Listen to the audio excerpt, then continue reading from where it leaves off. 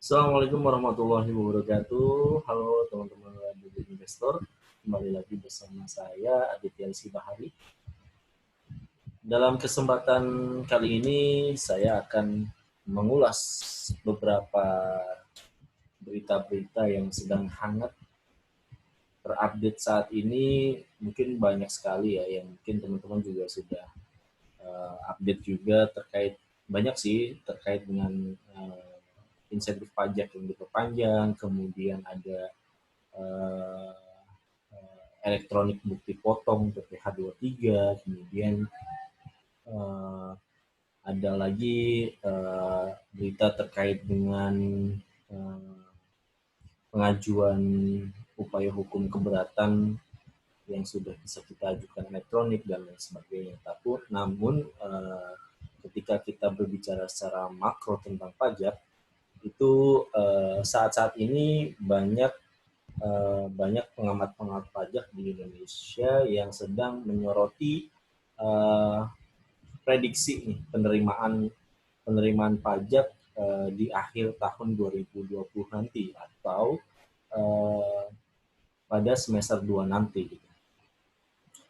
Di mana sudah kita tahu bahwa di semester 1 2020 tahun ini yang juga mungkin teman-teman juga sudah update dan sudah membaca realisasi penerimaan pajak di semester 1 di tahun ini, tahun 2020, karena pelemahan aktivitas ekonomi yang menyebabkan terjadinya tekanan pada sektor-sektor unggulan gitu, seperti misalnya sektor manufaktur, kemudian pertambangan, perdagangan, dan lain sebagainya, yang kemudian uh, adanya juga insentif pajak yang berkontribusi dalam belanja perpajakan. Nah, hal-hal itu yang mengakibatkan terjadinya pelemahan aktivitas ekonomi. Terkait dengan prediksi penerimaan pajak pada tahun 2020, pada kesempatan ini saya akan mengulas berita tentang dari pengamat pajak dari Darussalam Tax Center, yaitu Pak Darussalam, yang mengatakan bahwa penerimaan pajak tahun ini akan sangat dipengaruhi dengan dinamika perekonomian yang sangat extraordinary lah ya, yang special case yang terjadi akibat adanya pandemi COVID-19 ini gitu. Prediksi beliau Pak Darussalam itu memperkirakan penerimaan pajak pada tahun 2020 itu akan berkisar antara minus nih. Prediksi beliau itu bahkan sampai minus gitu ya. Minus di angka 14% sampai minus 10% gitu dari realisasi tahun 2019, atau jika kita uh, tuangkan dalam nominal itu di angka sekitar 1.145 triliun.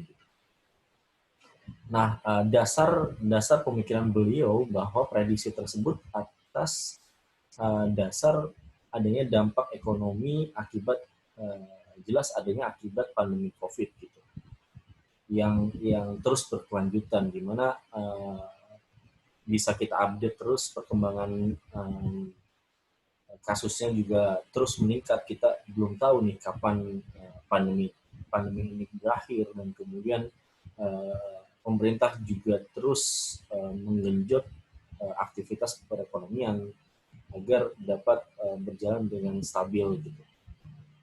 Proyeksi beliau itu pun di bawah target penerimaan pajak oleh Kementerian Keuangan yang hanya minus 10. Nah, prediksi dari Kementerian Keuangan sendiri itu sekitar 10%, dan prediksi beliau ini di angka 10% sampai 14%.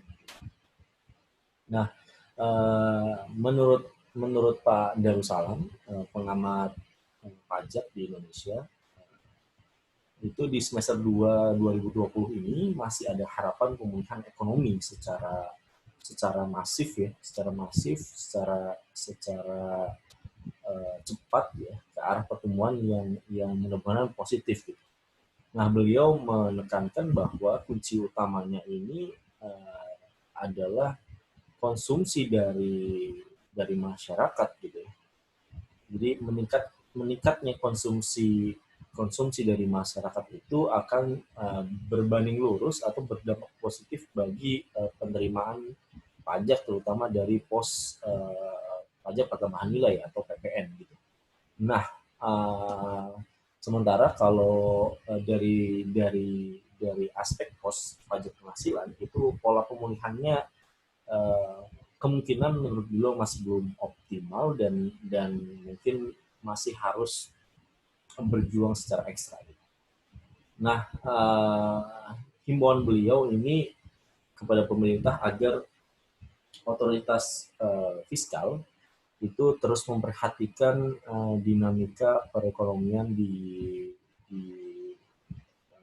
Indonesia maupun kita coba tengok di negara-negara tetangga gitu. Namun jika di Agustus ini di luar prediksi pemerintah, maka pemerintah harus mempertimbangkan kembali untuk mengajukan atau memperbaharui revisi target penerimaan tahun 2020 gitu.